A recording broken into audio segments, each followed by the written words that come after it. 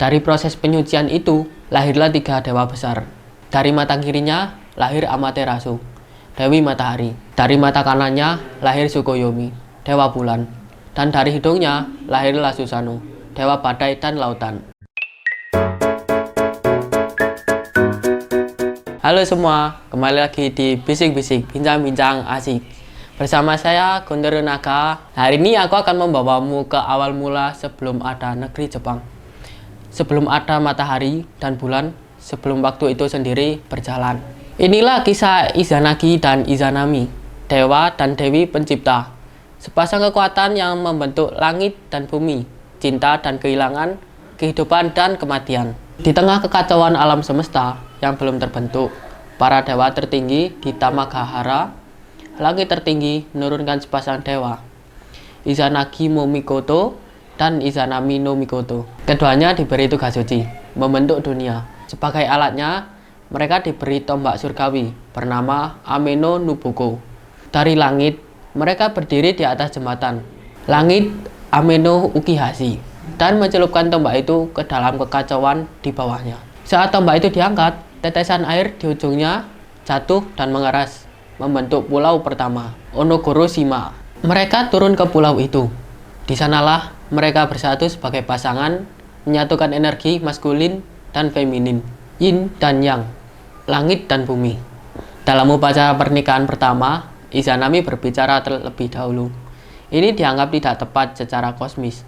Akibatnya, anak-anak pertama mereka, pulau-pulau yang lahir, cacat dan tidak sempurna. Para dewa menyuruh mereka mengulang ritual itu. Kali ini Izanagi yang berbicara terlebih dahulu. Dan dari persatuan itulah lahir pulau-pulau Jepang dan para dewa lainnya. Dewa laut, dewa angin, dewa gunung, dan banyak lagi. Mereka melahirkan dunia, namun penciptaan memiliki harga. Ketika Izanami melahirkan Kagusuchi, dewa api, tubuhnya terbakar hebat. Ia terluka parah dan perlahan wafat. Izanagi hancur. Ia telah kehilangan belahan jiwanya, pasangan yang menciptakan dunia bersamanya. Namun, cinta dan duka tidak pernah berjalan sendiri. Dalam keputusasaan, Izanagi melakukan hal yang terlarang. Ia pergi ke Yomi no Kuni, dunia orang mati, untuk menemui Izanami. Ia ingin membawanya kembali, tapi dunia kematian bukanlah tempat bagi yang hidup. Izanami kini telah menjadi bagian dari dunia kegelapan. Memintanya untuk tidak melihat wujudnya. Tapi Izanagi dikuasai oleh cinta dan rindu, melanggar larangan itu. Ia menyalakan api kecil untuk melihat wajah sang istri.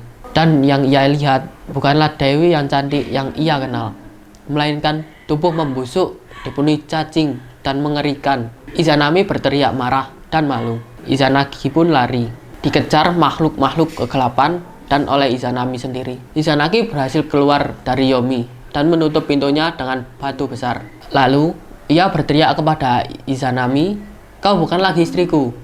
Dan Izanami pun menjawab dari balik kegelapan, "Kalau begitu, setiap hari aku akan mencabut 1000 nyawa dari dunia." Izanagi pun membalas, "Maka aku akan menciptakan 1500 nyawa baru setiap hari." Dan begitulah dari cerita dan perpisahan, dari penciptaan dan kehancuran, lahirnya, kematian, dan kelahiran. Izanagi kemudian melakukan ritual pembersihan. Ia membasuh tubuhnya dari kegelapan Yomi. Dari proses penyucian itu, lahirlah 3 dewa besar. Dari mata kirinya, lahir Amaterasu, Dewi Matahari. Dari mata kanannya, lahir Sukoyomi, Dewa Bulan. Dan dari hidungnya, lahirlah Susano, Dewa Badai dan Lautan. 3 anak suci, warisan terakhir dari cinta Izanagi dan Izanami. Kisah Izanagi dan Izanami bukanlah sekedar legenda.